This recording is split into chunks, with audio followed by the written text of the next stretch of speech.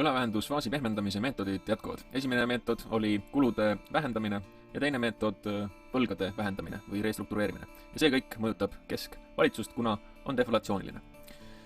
Kuna väiksemad sissetulekud ja vähem töötavaid inimesi tähendab ka seda, et valitsus kogub vähem makse, samal ajal aga peab ta enda kulutusi suurendama, kuna töötus on kasvanud, siis paljudel töötutel pole piisavalt säästusid ja nad vajavad rahalist tuge valitsuselt. Lisaks loovad valitsused stimuleerivaid plaane ja suurendavad kulutusi, et tasandada majanduses toimunud kokkutõmbumist. Valitsuste eelarve puudujäägid on võlavähendusfaasis plahvatuslikud, kuna nad kulutavad rohkem, kui nad maksurahaga teenivad.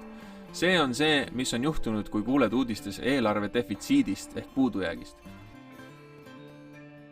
Et oma puudujääke rahastada, peavad valitsused kas makse tõstma või raha laenama, aga sissetulekute langedes ja nii paljude töötutega, kellelt see raha tulema peaks? Rikastelt, kuna valitsused vajavad rohkem raha ja kuna rikkus on tugevalt kontsentreerunud väikesse protsendi rahvastiku kätte, tõstavad valitsused nende makse, näiteks. See toetab rikkuse ümberjagamist majanduses, rikkuse omajatelt vaesematele ümber. Vaesemad, kes kannatavad töötuse ja surutuse käes, hakkavad rikkaid põlgama. Rikkad, olles surutud nõrga majanduse, langevate varahindade ja kõrgemate maksude poolt, hakkavad vaeseid põlgama. Kui surutis jätkub, võivad sotsiaalsed rahutused alguse saada. Pinged mitte ei tõuse ainult riikide siseselt, vaid ka riikide vahel, eriti laenuandjate ja võlgu võtvate riikide vahel.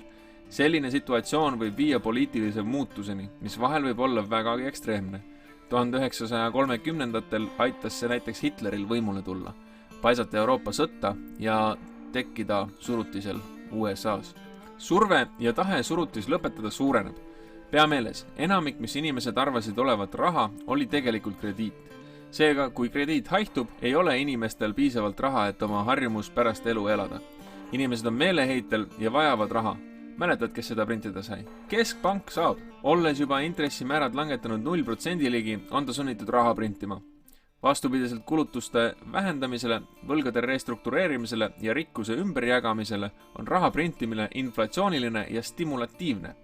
Vältimatult prindib keskpank raha juurde ja kasutab seda, et osta finantsvarasid ja riikide võlakirjasid.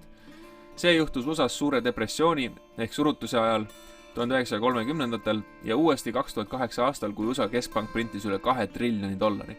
Teised keskpangad, kes seda teha said, printisid samuti raha. Ostes selle rahaga finantsvarasid, aitab see varade hindade kasvamisele kaasa ja see teeb inimesi krediidi väärilisemaks. See aga aitab ainult neid, kes omavad finantsvarasid.